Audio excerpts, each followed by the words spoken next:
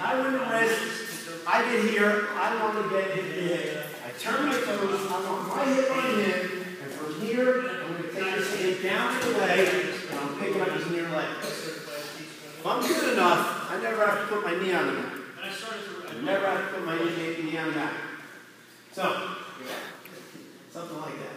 So, I'm on the wrist, I turn my toes, he's wrestling me a little bit, I get close enough, I have to extend his arm, I don't let go until I get him on one foot. Once I get him on one foot, I secure my hands, and now punch, punch, and punch.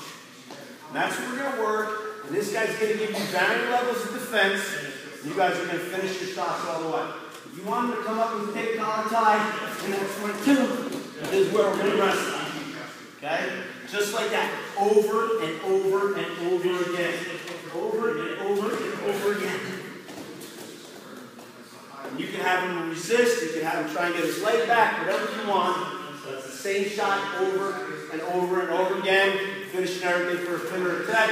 One to hit, he squares up to face me. As soon as he squares up to face me, I want to try and trap his armpit as tight as I can with my hand, my wrist, my elbow, my shoulder, my bicep, my ear, my neck, and everything else.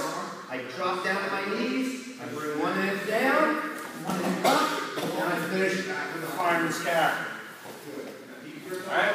So, spend a little bit of time on the finish here. I keep his knee, I pop my head. So, I'm going hip to hip, he faces me. I keep his knee, I pop my head, and I get my ear on. And this is where I wrestle. I wrestle him right from here. When he tries to react to keep his balance and belly down, I just secure tighter and tighter and tighter, and I take my time. And I don't want to let go of his arm or his leg until I'm guaranteed I'm going to keep him in danger. So, option number one, he starts to face me, I come underneath my fireman's carry. Option number two, he comes to face me, I still attack that leg. I still attack that leg. Because sometimes he's not far enough away for me to get the fireman's carry. Sometimes he's close enough for me to get the leg. So I'm in, I go hip to hip, he's facing me. I can attack here, he's facing me. I can go to attack, he's still facing me. Then I can switch my fireman's carry, I keep the knee, I keep the arm.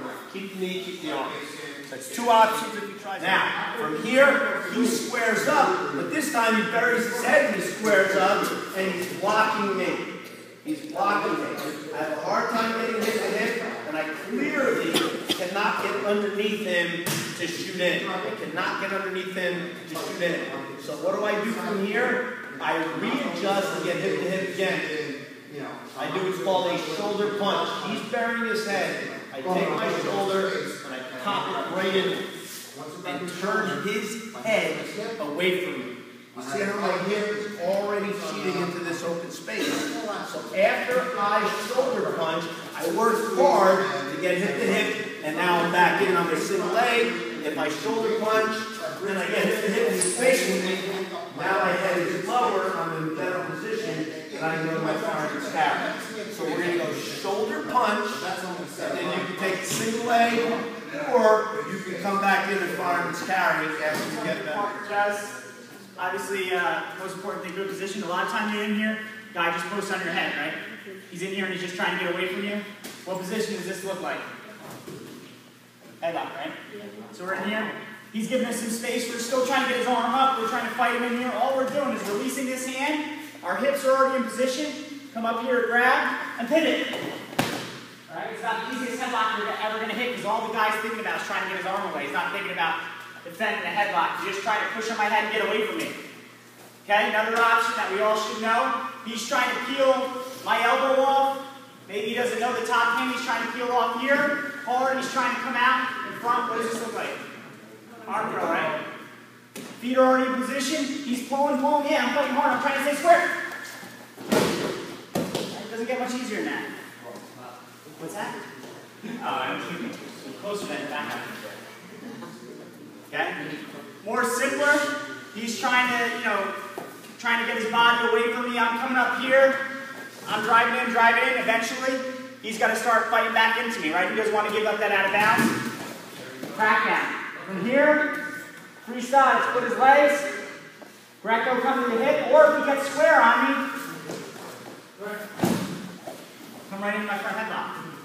Right? Again, a lot of this stuff is a lot easier than if you're just doing normal because he's not expecting to come in. He's thinking about trying to get away from me. He's thinking about trying to keep position. So get him off balance. So again, up here, he's trying to fight off. I'm pushing into him. Crack down. He comes square, or either I cover his head, turn his chin all in one motion. I get my 4-point turn off of it. Do those 4 one more time. Headlock, arm throw, crack down, and front head. Headlock here, he's pushing off my head. Release the hand. I'm jumping right into my headlock. Right here. Other option, he's not going top hand, he's trying to peel my elbow off. Fight, fight, fight. See how my feet are in position? Cover for my fall. Others just are basically crack down here. I'm trying to fight up, I fight into him. Finally he fights back. Post that hand on the mat. I'm either coming through the legs, hip, or right in here. Right, my knees are in position, stomach. Hips up. Either roll all the way through or come back out that way. Sometimes this guy thinks he's going to be able to attack you by wrapping his leg and trying to scoop up your leg. Okay? But if he gets enough pressure forward, he can get you off balance. That's the best he can possibly do is get you off balance because you have his arm in front of you.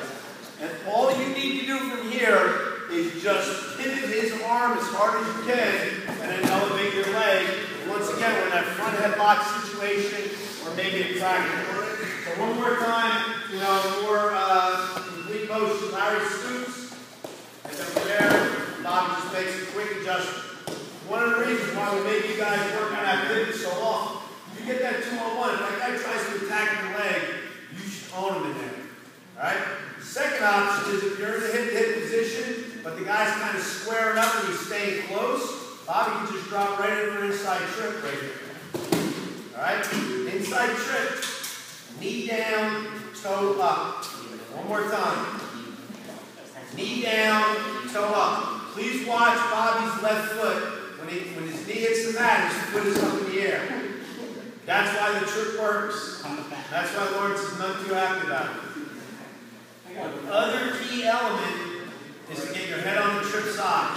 One more time. So we trip, head goes to the trip side, knee down, toe up. Knee down, toe up. And then we have a whole bunch of like that. All right, did you have your hand up before? No. All right.